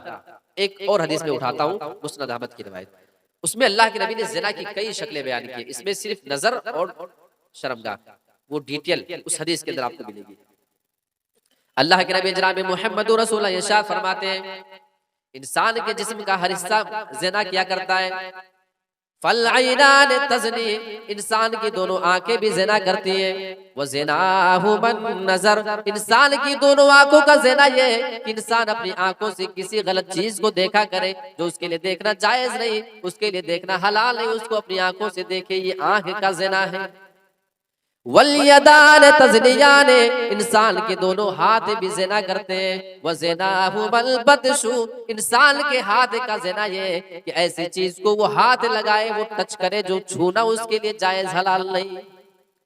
वर्रिजलान तज़नियान, और इंसान के दोनों कदम भी ज़िना किया करते हैं। व ज़िनाहुमल मशियु, और इंसान के दोनों कदम का ज़िना ये है कि इंसान अपने पैर के जरिए चल कर के गलत जगहों पे जाया करता है। वल फमु यज़नी, इंसान का मुंह भी ज़िना करता है। व ज़िनाहुल क़ुबल, इंसान के मुंह का ज़िना ये है कि इंसान अपने मुंह को ऐसी जगह पे लगाए, बोसा दे, चूमे जिसका छूना मुंह से उसके लिए जायज हलाल नहीं। इतनी बातें अल्लाह के नबी बयान फरमाते हैं। वल क़ल्बु यहवा व यतमन्ना, इंसान देख लिया करता है, हाथों से छू लिया करता है, कदम से चला जाता है, मुंह से मुंह लगा लिया करता है। अब इंसान का दिल फिर ज़िना के लिए आरज़ू करता है, इंसान का दिल तमन्नाएं करता है। वल फरजु युसद्दिक़ु ज़ालिका औ युकद्दिबु, लेकिन इंसान की शर्मगाह या तो उसकी तस्दीक करती है या उसकी तकज़ीब कर दिया करती है। यानी इंसान से या तो वो ज़िना करवा लिया करती है या फिर इंसान को ज़िना से बचा लिया करती है शर्मगाह। अब यहाँ पे ज़िना की कितनी चीजें आई? आंख, हाथ, पैर, मुंह और शर्मगाह, ये 5 चीजें। ठीक है, कान वगैरह भी इसमें शामिल है, लेकिन इस हदीस में अल्लाह के नबी ने ये चीजें बयान फरमाई हैं। और ये सही मुस्लिम किताबुल निकाह वाली जो हदीस मैंने आपके सामने रखी, इसमें अल्लाह के नबी ने सिर्फ 2 का तज़किरा किया, नजर को झुकाएगी, शर्मगाह की हिफाजत करेगी। इसमें इख्तिसार है और इसमें डिटेल है। ये ज़िना की तमाम शक्लें इंसान की बंद हो जाएंगी जब वक्त पे शादी हो जाया करे। अच्छा, शादियों के मामले में हमारे यहाँ जो मसाइल है ना, बेचारे कुछ लोग होते रिश्ता उश्ता तय किया और 1 साल के बाद शादी होगी। लड़का 25 साल का है, 30 साल का। आपके इधर तो बहुत खराब माहौल है, मैं इतना जानता हूँ। शादियों के बारे में लड़कों की उम्रें निकल जाती है। अब रहने दिए, वो नहीं बताऊंगा कितने हमारे क्लास फेल हुए जिनकी अभी तक शादी नहीं हुई। ये अफसोस की बात नहीं है। शादी में इतनी ताखीर क्यों भाई? बच्चा सेट हो जाए और बच्चा अपने हाथ पैर पे खड़ा हो जाए, कितना क्या मेयार आपके यहाँ है सेट होने की? कोई एक मेयार आप मुतय्यन कर ले इसकी। आइए जरा एक हदीस देख लेते हैं। अल्लाह के नबी इंसान की जरूरत को कितना समझा करते थे, आप अपनी औलाद की जरूरत नहीं समझते हो। एक औरत अल्लाह के नबी के पास आती और इससे मैं आपके सामने कुछ मसाइल का इस्तेमाल करता हूँ। वो औरत अल्लाह के नबी के पास आती है, कहने लगी अल्लाह के नबी मैं अपने आप को हेबा करती हूँ, आप मुझसे शादी कर लीजिए। अल्लाह के नबी ने देखा और आपने फरमाया मैं तुमसे शादी नहीं कर सकता, मुझे कोई हाजत नहीं है। उसी मजलिस में एक सहाबी रसूल मौजूद है, वो खड़े होते कहने लगे अल्लाह के नबी, अगर आप इस औरत से शादी नहीं करना चाहते तो मेरा निकाह इससे करा दीजिए। आपने उस औरत से सवाल कर लिया, मेरी प्यारी बहन, मैं तुमसे शादी नहीं कर सकता हूँ, ये आदमी तुमसे शादी करने के लिए तैयार है, इसी को देख लो, अगर ये आदमी तुम्हें पसंद आए तो बताओ, मैं तुम्हारा निकाह इससे करा देता हूँ। औरत देखी, कहने लगी अल्लाह के नबी कोई बात नहीं, आई आपके लिए थी, अगर आप नहीं कर सकते तो इसी आदमी से मेरा निकाह करा दीजिए, मुझे मंजूर है। अब आगे लड़कों के बारे में मैं बात करने जा रहा हूँ, लड़कियों की बात तो ठीक है, मैं लड़कों की बात कर रहा हूँ। अल्लाह के नबी उस साहबी रसूल से कहते हैं, मैं तुम्हारा निकाह करा देता हूँ, लेकिन ये बताओ तुम्हारे पास महर में देने के लिए क्या है। कहने लगा अल्लाह के नबी, एक लुंगी है, वही आधी फाड़ करके दे सकता हूँ, वो भी पूरी नहीं दे सकता हूँ, बस एक ही लुंगी मेरे पास है। आपने फरमाया आप समझते थे जरूरत को, न तुम्हारे काम की रहेगी न इसके काम की, आप आसानी उसके लिए कैसे तलाश रहे हैं। आपको लगता है कि अभी आपका बेटा 20,000 महीना नहीं कमा रहा। आओ, नबी की नजर में शादी के लायक वो आदमी भी हुआ करता था जो मंजर आपके सामने आ रहा है। अल्लाह के नबी जनाब मुहम्मद रसूलुल्लाह इरशाद फरमाते हैं, इल्तमिस वलो खातमम मिनल हदीद, ऐ मेरे प्यारे साथी तू अपने घर पे जा, तलाश करके आ, अगर तुझे लोहे की एक अंगूठी मिल जाए उसी को लेकर के आना, मैं तेरा निकाह करा देता हूँ। सोने की नहीं, चांदी की नहीं, बल्कि लोहे की एक अंगूठी लेकर के आना।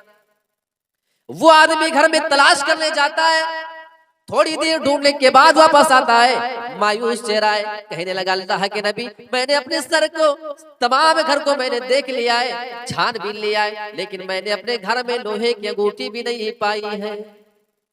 इतना कह के खामोश, और वहां अल्लाह के नबी कुछ सोच ही रहे थे, इतने में वो आदमी उस महफिल से उठ करके वापस जाना चाह रहा है। अल्लाह के नबी की नजर पड़ती है। मैं आपको ये बताना चाहता हूँ कि अल्लाह के नबी निकाह को एक लम्हे के लिए मौखर करना पसंद नहीं किया करते थे। वो आदमी जाना चाह रहा था, अल्लाह के नबी उस आदमी को अपने पास बुलाते हैं, क्या बात है, क्यों जा रहे हो। कहने लगा अल्लाह के नबी, जब महर नहीं दे सकता हूँ तो निकाह मेरा कैसे होगा। आप उसको अपने पास बुलाते हैं, आओ मैं तुम्हारे लिए रास्ता निकाल करके दे रहा हूं। आप जरा तसव्वुर करें, बात जब एक लोहे की अंगूठी की थी, लोहे की अंगूठी लेकर के आओ, मैं तुम्हारा निकाह करा देता हूँ। नबी ये भी तो कह सकते थे, जाओ आज नहीं है 2 दिन का मौका देता हूँ, कमा लेना, 1 हफ्ता देता हूँ, कमा के आना, एक लोहे की अंगूठी लेकर के आना, फिर तुम्हारा निकाह करा दूंगा।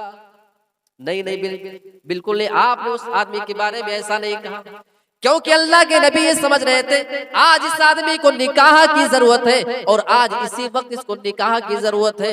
मैं खामखा इसको 2-4 दिन की मोहलत दे दूं, और अगर उस बीच में अगर वो ज़िना करता हुआ पकड़ा जाए, अगर वो ज़िना कर ले, अपनी इस जरूरत को अगर वो किसी गलत तरीके से पूरी करते हुए पकड़ा जाता है तो इसका जिम्मेदार कौन हो। कभी सोचा आपने? वो आपका बेटा जो आपसे कह रहा है कि शादी करा दो, और आप कहते हो बेटा अभी 2 साल बाद, कभी सोचा 2 साल की मुद्दत में अगर वो जिना कर ले, इसका जिम्मेदार वो तो होगा, उससे बड़े जिम्मेदार उसके बाप उसकी माँ। मेरे प्यारे साथियों, तसव्वुर करो, और हमारे घर में सबसे बदतमीज लड़का कौन है मालूम है? 4-5 लड़कों में जो अपनी शादी की बात खुद से कर दे कि मेरी शादी करा दो, वो हमारी नजर में बदतमीज है। मेरे प्यारे साथियों, सोच अपनी बदलो। लक़द काना लकुम फी रसूलिल्लाहि उस्वतुन हसना, रसूलुल्लाह की जिंदगी में तुम्हारे लिए नमूना है, तो नमाज रोजे में ही नहीं, हज और उम्रा में ही नहीं, बल्कि इस मामले में भी तो नमूना है। एक सहाबी रसूल भरी मजलिस में अपने निकाह की बात कर रहा है, लेकिन नबी की नजर में कोई शर्म की बात नहीं, कोई भी हयाई की बात नहीं, क्योंकि वो ज़िना की नहीं, निकाह की बात कर रहे हैं। आपका बेटा कह रहा निकाह करा दो, आपकी नजर में वो बदतमीज है।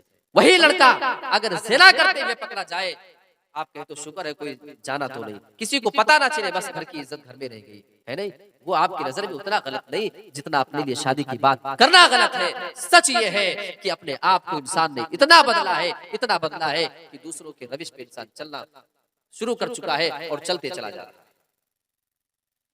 तो ये निकाह में देरी करना। अब इसके आगे नंबर 7 पे एक चीज है, ये बड़ी अहम चीज है, मर्दों के लिए भी औरतों के लिए भी, खास तौर से मैं नौजवानों की बात कर रहा हूं। अपनी शर्मगाह की हिफाजत नहीं करना, ये नौजवान की बिगड़ने की एक वजह।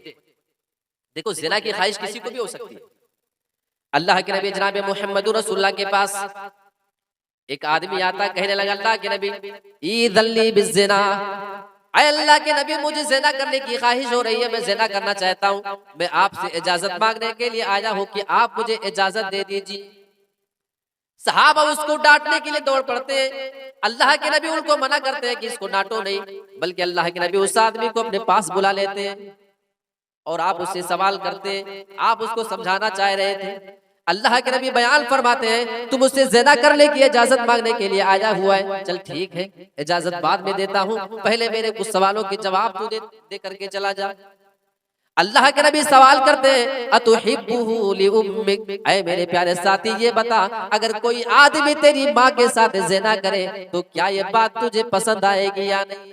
कहने लगा अल्लाह के नबी बिल्कुल नहीं। अतुहिब्बुहु लिइब्नतिक, क्या ये काम तो अपनी बेटी के लिए पसंद करेगा कि कोई तेरी बेटी के साथ ज़िना करे, उसके जिस्म से जा करके खेले? कहने लगा अल्लाह के नबी नहीं। आप एक एक अजीम रिश्ता गिना रहे थे, अतुहिब्बुहु लिउख्तिक, ऐ मेरे प्यारे साथी क्या ये काम तू अपनी बहन के लिए पसंद करता है कि तेरी बहन के साथ कोई ज़िना करे, बदकारी करे? कहने लगा अल्लाह के नबी नहीं। देखो माँ हो चुकी, बहन बेटी, अब थोड़ा दूर रिश्ते पे आप जा रहे थे। अतुहिब्बुहु लिअम्मतिक, क्या तू अपनी फूफी के लिए पसंद करता है? कहने लगा अल्लाह के नबी बिल्कुल नहीं। अतुहिब्बुहु लिखालतिक, ऐ मेरे साथी क्या तू अपनी खाला के लिए पसंद करता है? कहने लगा अल्लाह वल्लाही, अल्लाह के नबी बिल्कुल नहीं, मैं इस काम को अपनी इन तमाम रिश्तेदारों के लिए पसंद नहीं करता हूँ। अब अल्लाह के नबी उसके सामने ये पैगाम दे रहे थे, आप उसको समझा रहे थे। अल्लाह के नबी माहिर नफ्सियात भी थे, आप जानते थे कि किसको कैसा समझाया जाता है। अल्लाह के नबी बयान फरमाते हैं अगर मैं तुझे आज ज़िना करने की इजाजत दे देता हूँ और तू किसी के साथ ज़िना कर ले, वो किसी की माँ होगी, किसी की बहन, किसी की बेटी, किसी की फूफी और वो किसी की खाला भी तो हो सकती है। फिर ऐसे आदमी को जब ये मालूम चलेगा कि तूने उसकी फला फला रिश्तेदार औरत के साथ ज़िना किया है तो क्या वो बात तुझे पसंद आएगी या नहीं? उसे भी तो बुरा लगेगा। मेरे प्यारे साथियों, अल्लाह रब्बुल आलमीन ने हर आदमी के अंदर गैरत रखी है, फिर वो चाहे ईमान वाला हो चाहे ईमान वाला ना हो, लेकिन इस मामले में आम तौर पे लोगों के अंदर गैरत हुआ करती है। आज नौजवान जब ज़िना करने जा रहा है, दूसरे की बहन बेटी की इज्जत से खेलना तो आसान लग रहा है, लेकिन अगर बात अपने पे आ जाए तो इंसान को बुरा लग जाता है। मेरे प्यारे साथियों, इंसान को अपने आप को, अपने किरदार को संभालने की जरूरत है। ज़िना का नुकसान क्या है और किस किस्म का इसका खतरनाक अजाब होता है, मैं उस पहलू पे नहीं जाना चाहता हूँ। बस यहाँ से इस चीज को मैं हटाता हूँ और आगे दूसरे नंबर पे मैं आता हूँ कि इंसान को अपनी शर्मगाह की हिफाजत करना है। ये 8 नंबर की होगी। अब नंबर 9 पे, अल्लाह के रसूल के तरीके को छोड़कर दूसरे के तरीके को इख्तियार कर लेना। अल्लाह के नबी की वो मशहूर हदीस है, लतत्तबिउन्ना सुनन मन काना क़ब्लकुम, तुम जरूर पैरवी करोगे उन लोगों की जो तुमसे पहले गुजर चुके हैं। शिबरन बिशिबरिन, अगर वो किसी चीज में एक बालिश एक बित्ता चले होंगे तो उतना तुम चलोगे। वज़िराअन बिज़िराइन, एक हाथ चले होंगे तो तुम एक हाथ चलोगे। हत्ता लौ सलकू जुहुरा ज़ब्बिन लसलकतुमूह, अगर वो किसी गोह के बिल में भी दाखिल हुए होंगे तो तुम वहां भी दाखिल हो जाओगे। यानी अल्लाह के नबी ये कहना चाह रहे हैं, ये तमाम लोग जो तुमसे पहले गुजर चुके हैं, तुम जरूर उनकी पैरवी करोगे, हर काम में करोगे, देख देख करके करोगे, रहन सहन के मामले में करोगे, खान पान के मामले में करोगे, शादी ब्याह के मामले में करोगे, हर एक मामले में जो जो काम वो करते चले जाएंगे तुम भी उसी काम को करते चले जाओगे। सहाबा सवाल करते हैं, अल्लाह के नबी क्या आप यहूद व नसारा की बात तो नहीं कर रहे हो? यहूदी और ईसाइयों की आप बात कर रहे हैं कि क्या हम उनके नक्शे कदम पर चलेंगे? आपने फरमाया हाँ। अगर यहूद व नसारा नहीं तो फिर वो कौन है? फमन, हाँ मैं यहूद व नसारा की बात ही कर रहा हूँ, तुम उनके नक्शे कदम पे चलते हुए चले जाओगे। आज आप इंसान मुसलमान होने की हैसियत से अपनी शादियों को देख लें, आप अपने निकाह के रस्म रिवाज को देख लें, आप हल्दी के रस्म रिवाज को देख लीजिए, एक एक उसूल आप उठाते जाओ, एक एक मामला आप उठाते चले जाओगे। किसी शायर को कहना पड़ा था, वज़ा में तुम हो नसारा तो तमद्दुन में हुनूद, वज़ा में तुम हो नसारा तो तमद्दुन में हुनूद, ये मुसलमान है जिन्हें देख के शर्माए यहूद। आपका रहन सहन, आपका कल्चर तो गैरों से मिल रहा है। सच ये लक़द कान लकुम फी रसूलिल्लाहि उस्वतुन हसना। ऐ मुसलमानों, तुम किस रविश पे जा रहे हो? तुम किसको अपना रहनुमा मान चुके हो? तुम किसके नक्शे कदम पे चलते चले जा रहे हो? तुम्हें अगर रहनुमा बनाना है, तुम्हें अगर किसी को काबिल इक्तिदा बनाना ही है, तो अल्लाह रब्बुल आलमीन कुरान मजीद के अंदर ये ऐलान करता है, ऐ मेरे मुसलमान भाइयों, तुम्हारे लिए रसूलुल्लाह की जिंदगी में बेहतरीन नमूना है। जब रसूल की पूरी जिंदगी हमारे लिए नमूना है, तो आपकी नमाज भी, आपका रोजा भी, आपका शादी ब्याह भी, आपका अखलाक भी, आपका रहन सहन भी, आपका कल्चर भी, आपका खान पान भी, हर एतबार से रसूल हमारे लिए नमूना बन करके आए हैं। लेकिन अफसोस ये है कि आज हम अल्लाह के रसूल के तरीके पे बस बराए नाम हैं। तो ये 9 चीजें हो गई। अब आखिरी चीज, तिल का अशरतुल कामिला हो जाएगा। ये आखिरी चीज, इंसान जो नौजवान होने के बाद बिगड़ रहा होता है, उसकी एक और वजह आपको बताऊं, माँ बाप अपने बच्चे पे बचपन से ध्यान नहीं देते। हाँ, जब बड़ा हो जाएगा, बिगड़ जाएगा, तो उसके बाद उनको लगेगा कि यार मेरा बेटा तो मेरे हाथ से निकल चुका है। जब वो तरबियत की उम्र में थे, जब वो परवरिश की उम्र में थे, तो अगर कोई छोटा बेटा अपनी माँ को तमाचे मारता था, तो बाप हंसता था, बेटा जरा और जोर से मार के बता।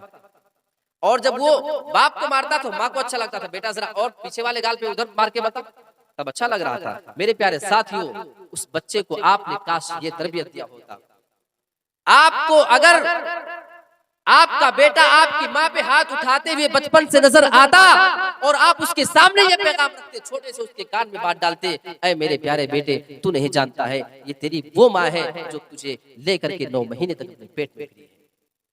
हाँ, डॉक्टर ने तमाम परहेजी तो बताई थी, ऐसा उठना नहीं, तब ऐसी तेज सीढ़ियां नहीं चलना है, ये नहीं खाना, वो नहीं पीना, तमाम किस्म की पाबंदियां बर्दाश्त करने वाली 9 दिन नहीं, 9 हफ्ते नहीं, पूरी 9 महीना तेरी ये माँ सिर्फ तेरे लिए, तेरी मोहब्बत में तुझे दुनिया में लाने के लिए, तुझे जन्म देने के लिए, ये तेरी माँ ये सारी तकलीफ बर्दाश्त करके आई है। खबरदार ऐ मेरे बेटे, कभी अपनी माँ को जिंदगी में हाथ मत लगाना। काश बाप अपने बेटे को ये तरबियत देता। और जब बेटे के बारे में कोई बेटा अपने बाप को कुछ उल्टे सीधा बोल दे, या उसके बारे में अगर कभी उसके हाथ उठे, तो काश माँ उस बेटे को ये तरबियत देती, ऐ मेरे बेटे, तू अपने इस बाप के ऊपर हाथ उठा रहा है, बचपन से जैसे वो शुऊर की उम्र को पहुंचे, उसके कान में, उसके दिलो दिमाग में ये बातें डालने की जरूरत होती है। तेरा ये बाप सुबह ड्यूटी के लिए निकलता है, तो शाम को आता है, दोपहर का खाना कहाँ खाना है, इसे कोई ठिकाना नहीं होता है। ये अपने मालिक की, अपने आका की बातें भी सुनता है, ये गालियां भी सुनता है, ये तमाम परेशानियां भी बर्दाश्त करता है। जब हम पूरे घर वाले फैमिली के साथ बैठ करके एसी में आराम कर रहे होते हैं, हम पंखे के नीचे लाइट के सामने जब बैठ करके मजे उड़ा रहे होते हैं, तेरा ये बाप धूप की तपिश में परेशानियां बर्दाश्त करके तेरे लिए पैसे कमा करके लाता है, तेरे लिए अपने पेट को काट करके भी तेरे तमाम चीजों का इंतजाम करने वाला तेरा ये बाप है। आज तो इसके ऊपर हाथ उठा रहा है, अल्लाह की कसम मेरा दिल रो रहा है। काश माए अपने बेटों के दिलों में, उनके कानों में ये बात डालती, तो ये जो मुसीबत हमें और आपको देखने को आ रही है। और हाँ, मैं औलादों को भी ये कहना चाहूंगा, अब मेरा जी ये चाहता है कि मैं एक जगह से एक आयत बता के, और बहुत ही प्यारा नुक्ता मैं आपको बताना चाह रहा हूँ। अल्लाह रब्बुल आलमीन ने जो वालिदैन का मकाम रखा है अल्लाह के वास्ते, उसको समझने की आप कोशिश करें। आइए वो कुरान मजीद की आयत देखते हैं, और सिर्फ तर्जुमा नहीं, उसमें बहुत ही पॉइंट की बातें आपको बताता हूँ। अल्लाह रब्बुल आलमीन ने फरमाया, वक़ज़ा रब्बुका अल्ला तअबुदू इल्ला इय्याह, और तुम्हारे रब ने ये फैसला कर दिया है, अल्लाह तअबुदू इल्ला इय्याह, कि तुम सिर्फ अल्लाह की इबादत करते रहना, उसी की इबादत करना। व बिल वालिदैनि इहसाना, और अपने वालिदैन के साथ हुस्न सलूक करते रहना। हम कुरान पढ़ते, जगह जगह पे कुरान पढ़ते, अल्लाह अपने साथ कभी रसूलों का जिक्र करता है, कभी फरिश्तों का जिक्र करता है, कभी किसी का जिक्र करता है। यहाँ अल्लाह रब्बुल आलमीन ने हमें माँ बाप का मकाम समझाने के लिए अपने बाद वालिदैन का तस्करा कर दिया है। हमारे माँ बाप का अल्लाह रब्बुल आलमीन ने तस्करा कर दिया है।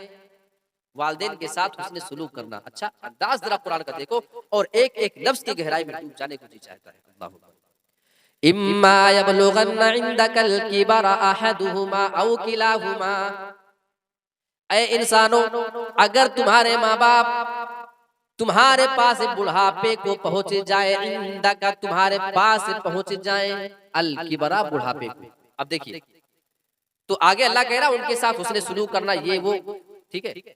अब सवाल ये पैदा होता है कि ये लफ्ज़ इंदा का क्या मतलब है। जी, कुछ लोग बड़े होशियार होते हैं, अमीनों में रहने वाले हैं, हुसैनाबाद रहते हैं, मुबारकपुर में रहते हैं, वो जाके शहर में आबाद हो गए, दिल्ली में रहते हैं, वो गुजरात में रहते हैं। अब उनको लगता है कि जो भाई मेरा घर पे है वही माँ बाप को देखेगा, उसी के ऊपर जिम्मेदारी है, क्योंकि मैं तो उनके पास हूं नहीं, है नहीं। अच्छा, आप दुनिया के किसी कोने में चले जाओ लेकिन वो आपके पास माने जाएंगे। वो कैसे, एक मिसाल देता हूँ। आप दिल्ली रहते हो, आप गुजरात रहते हो, आप मुंबई रहते हो, वहां कोई आपसे सवाल करे आपके पास कितनी जमीनें हैं, तो आप बोलोगे मेरे पास इतने एकड़, इतने बीघा, इतने मंडी जमीन है, बोलते हो। आपके पास बोलते हो ना, मेरे पास, तो क्या उसको जेब में लेके घूम रहे हो जो आपके पास है? नहीं ना। कोई आपसे पूछे तुम्हारे पास कितने पैसे हैं, तो आप क्या बोलते हो? मेरे पास 10,000 है, मेरे पास 2 लाख है, 4 लाख है। तो वो आपके पास तो नहीं होगा, शायद घर पे कहीं रखा होगा, शायद अकाउंट में, लेकिन जुमला क्या है? मेरे पास है। अल्लाह बयान फरमाता है इंदका, तुम्हारे वालिदैन तुम्हारे पास ही समझे जाएंगे जब तक वो जिंदा दुनिया के अंदर है, फिर चाहे तुम दुनिया के किसी भी कोने में जाकर के आबाद हो जाओ। जी, अल किबरा, बुढ़ापे को पहुंच जाए। अल्लाह तूने बुढ़ापे का तस्करा कर दिया। कई वालिदैन हमारे देखने को मिलते बेचारे जो भी जवान है, बेटा भी जवान हो चुका, जिनकी शादियां जल्दी हो चुकी है, तो क्या उनके साथ बदतमीजी करना है? क्या उनके साथ उसने सलूक नहीं करना है? बात ऐसी नहीं है। वजह यह है कि आम तौर पे इंसान जब जवान होता है तो उसके माँ बाप बूढ़े हो चुके होते हैं। जवानी में थोड़ा बहुत अगर कुछ मामला हो जाए कोई बात नहीं, वो खुद कफील है, लेकिन बुढ़ापे में वो मुहताज हो जाते हैं। जैसे आप बचपन में मुहताज थे अपने बाप के, अपनी माँ के, आज वो बचपन में तुम्हारे मुहताज हो चुके हैं। अब आइए जरा कुछ और पॉइंट बताता हूँ। इंदकल किबरा अहदुहुमा औ किलाहुमा, अगर तुम्हारे पास एक ही बुढ़ापे को पहुंचे या दोनों पहुंचे जाएं, अल्लाह रब्बुल आलमीन पहले ये तज़किरा फरमा रहा है, अगर सिर्फ माँ बचे, बाप का इंतकाल हो जाए, या बाप बचे और माँ का इंतकाल हो जाए, सिर्फ एक ही बचे, एक का इंतकाल हो जाए, औ किलाहुमा, या दोनों तुम्हारे पास बुढ़ापे की उम्र को पहुंचे, तो तुम्हें हुस्ने सुलूक करना है, तुम्हें उनके साथ ये काम नहीं करना है। वो आगे आ रहा है। अच्छा, सवाल ये पैदा होता है, पहले एक का तस्करा हो रहा है, एक पहुंचे, इसका जिक्र बाद पहले, दोनों पहुंचे बुढ़ापे को, इसका जिक्र बाद में। कुरान मजीद अपनी तरतीब और अपनी सेटिंग के एतबार से भी मौजज़ा है। ऐसा नहीं कि कोई भी पहले आए, कोई बातें हमारी और आपकी बातों की तरह, ये पहले बोल दो, वो पहले बोल दो, सब ठीक है।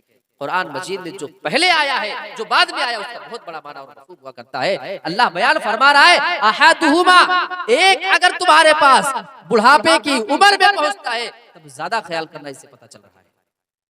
औ किलाहुमा, दोनों पहुंचे तब भी ख्याल करना है, तब भी हुस्ने सुलूक करना है। अब एक पहुंचे तब ज्यादा क्यों, उसका जिक्र पहले क्यों आया मालूम है? जब माँ का इंतकाल हो जाए, सिर्फ आपका बूढ़ा बाप बचता है, उसकी वो लाइफ पार्टनर जो उसके साथ 30-40 साल तक गुजार चुकी थी, जो उसके मिजाज को समझ रही थी, जो उसके पसंद और नापसंद को समझा करती थी, जो उसकी हर बात को समझा करती थी, उसके हर इशारे को समझा करती थी, उसके नाज और नखरे बर्दाश्त कर लिया करती थी, अब वो दुनिया से जा चुकी है, वो दुनिया में नहीं है। ये आदमी अपने आप को अकेला महसूस करेगा। अल्लाह बयान फरमाता, अहदुहुमा, अगर एक का इंतकाल हो जाए और दूसरा बचे, तब तुम ज्यादा उनका ख्याल करते रहना। या तुम्हारे बाप का इंतकाल हो जाए, सिर्फ दुनिया में तुम्हारी माँ बचे, तब ज्यादा ख्याल करना, इस वजह से कि उसका वो आदमी, उसे कभी परेशानी हुआ करती थी। जैसे आज तुम अपनी बीवियों के नाजो नखरे दिखाया करते हो, तुम्हारी बीवियां तुम्हारे लिए नाजो नखरे दिखाया करती है, वो भी एक दूसरे के लिए शोहर और बीवी हुआ करते थे, भले ही वो बूढ़े हो चुके थे। मेरे प्यारे साथियों, उनका वो जोड़ा जा चुका है, अब वो जिंदगी में तनहा पड़ चुके हैं। आप कभी कभी देखे, न जाने बेचारे 2-2 घंटे वो बूढ़ी बूढ़े आपस में क्या बातें करते हैं, आप इसको ना समझोगे। वो अपने दुख को, अपनी तकलीफ को एक दूसरे से बोल करके तकसीम कर लिया करते हैं, बांट लिया करते हैं, अपने दिल के दर्द को वो हल्का कर लिया करते हैं। एक का इंतकाल हो जाएगा तो दूसरा उनकी तकलीफ को सुनने वाला ना बचेगा। अहदुहुमा, अगर एक का इंतकाल कर जाए तब तुम ज्यादा ख्याल करना, औ किलाहुमा, दोनों रहे तब भी उनका ख्याल करते रहना। क्या कुरान मजीद के अंदर अल्लाह रब्बुल आलमीन ने नुक्ता बयान किया। अच्छा, क्या नहीं कहना है? फला तकुल लहुमा उफ्फिन, यहाँ सिर्फ जबान ही की बात हो रही है, बस अल्लाह इससे आगे बढ़ ही नहीं रहा है। फला तकुल लहुमा उफ, तू अपनी जबान से लफ्ज़ उफ नहीं कहना। उफ क्या होता है? हर इलाके में अलग अलग माना इसका होता है। जैसे आप बाइक वाइक तेज लेके निकले और माँ बोले बेटा देख गाड़ी आराम से चलाना, हट माँ क्या, उफ माँ क्या, तू भी फिर वही बात। ये जैसे भी अल्फाज आप बोले जो नागवारी की वजह से आपके मुंह से अदा हो रहे हैं, ये लफ्ज़ उफ है। जरूरी नहीं कि आप उफ बोले तभी उसको कहा जाएगा। जो चीज आप नागवारी में बोले और आपकी माँ को वो चीज पसंद ना आए, अगर वो नागवारी में आप बोल रहे हैं, खबरदार उसे कहने की इजाजत नहीं। वला तनहरहुमा, उन्हें झिड़पना नहीं, डांटना नहीं। डांटा किससे जाता है? जबान से। उफ किससे किया जाता है? जबान से।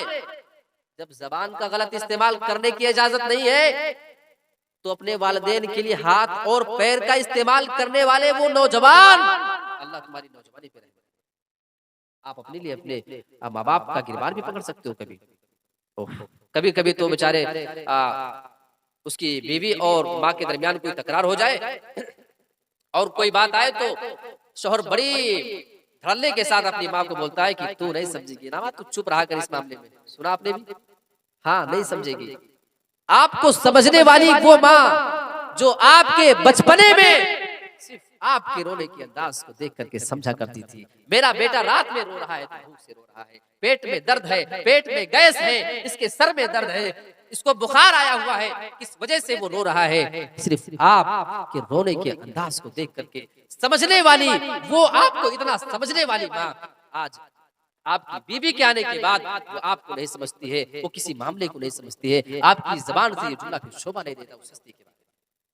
लिहाजा अपने वालिदैन का मकाम समझने की कोशिश करें। तो ये चंद बातें मैंने आपके सामने नौजवानों की तरबियत, और नौजवानों की तरबियत में तो जाहिर सी बात है एक चीज ये शामिल है कि अपने वालिदैन को आप तकलीफ पहुंचाएंगे तो कभी आप खुशहाल नहीं रह सकते हो। और मैं अपने उन माँ बहनों से भी बोलना चाहता हूँ, आपके शौहर के वालिदैन अगर बूढ़े हो चुके हैं, इंसान बुढ़ापे में थोड़ा चिड़चिड़ापन का शिकार हो जाता है, फितरी चीज है, आप उसकी बातें बर्दाश्त कर ले। आपका वैल्यू, आपका मकाम खत्म नहीं हो जाएगा। चंद बातें सुन करके बर्दाश्त कर लो। आपको मालूम नहीं कि इंसान जबान की वजह से कहां जा सकता है, सिर्फ आपका जबान आपको कहां से कहां लेके जा सकता है। लिहाजा जबान का सही इस्तेमाल करना चाहिए। बस ये एक हदीस में औरतों के सिलसिले में पेश करके अपनी बात को खत्म कर दूंगा। अल्लाह के नबी के पास एक आदमी आता है और बड़ी प्यारी हदीस है, और आया उसने दो औरतों का तस्करा किया।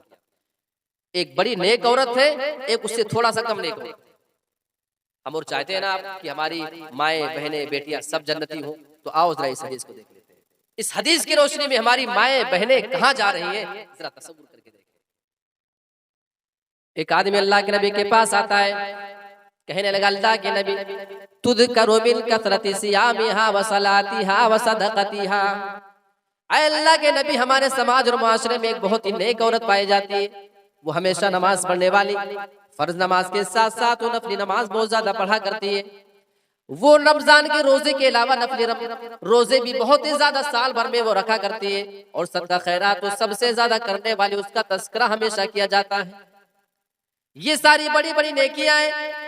गैर अन्नहा तुदी जीरानहा बिलिसानिहा। अल्लाह के नबी, उस औरत के अंदर एक छोटी सी कमी है, वो औरत अपनी जबान से अपने पड़ोसियों को तकलीफ भी पहुंचाया करती है। जबान से पड़ोसियों को तकलीफ पहुंचाती है।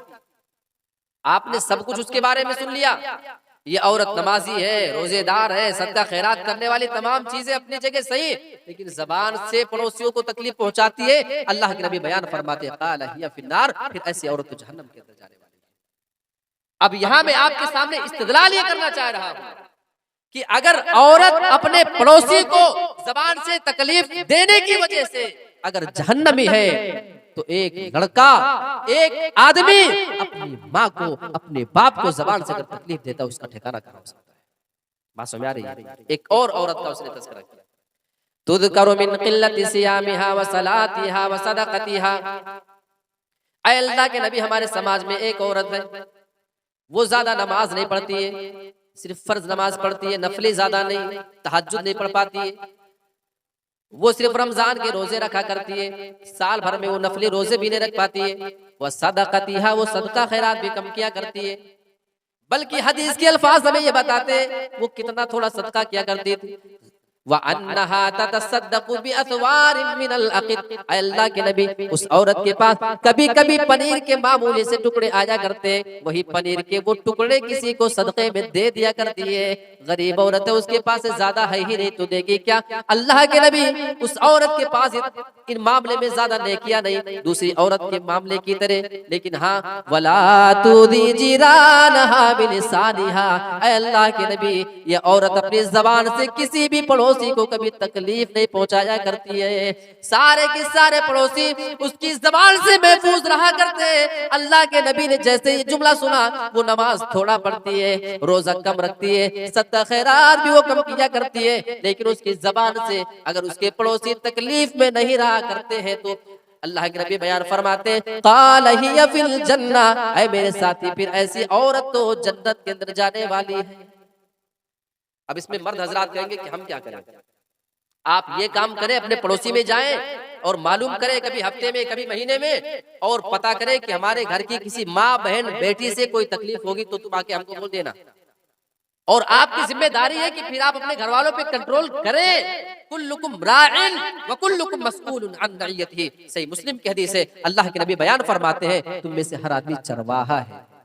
बकरियों को चराने वाला चरवाहा होता है ना, बकरी उसके अंडर में होती है। गलती करे बकरी को मारता भी है, बकरी को डांट डपट करके अपने रास्ते पे लगाता भी है। अगर आपके घर वाले कोई गलत काम करते हैं, आप चरवाहे हैं, जैसे बकरी का चरवाहा बकरी को डांटता है, उसको मारता भी है। अगर आपकी माँ बहन बेटियां कुछ ऐसा हरकत करती है, ऐसा कोई काम कर रही है किसी पड़ोसी के साथ, तो खबरदार, आप जिम्मेदार हैं। व मस्ऊलुन अन रइयतिही, ये सोच करके नहीं निकल जाना। ठीक है, औरतें अपना समझ लेंगी, हमें क्या, आपसे भी इसके बारे में सवाल होगा। कभी जाके पता किया था पड़ोसी से, हमारे घर की माँ बहन बेटी से कोई किसी को तकलीफ है या नहीं है? मेरे प्यारे साथियों, हर आदमी इस एतबार से जिम्मेदार बन जाता है। तो ये चंद बातें मैंने आपके सामने रखने की कोशिश की है। एक बार मैं फिर अपनी माँ और बहनों को मुखातब करता हूँ कि अगर अल्लाह के नबी की नजर में पड़ोसी को सिर्फ जबान से तकलीफ देने वाली औरत जहन्नमी है, तो अगर पड़ोसी को कोई जाके लाठी और डंडे मारने वाली है, हाथ से मारने वाली, पैरों से मारने वाली है,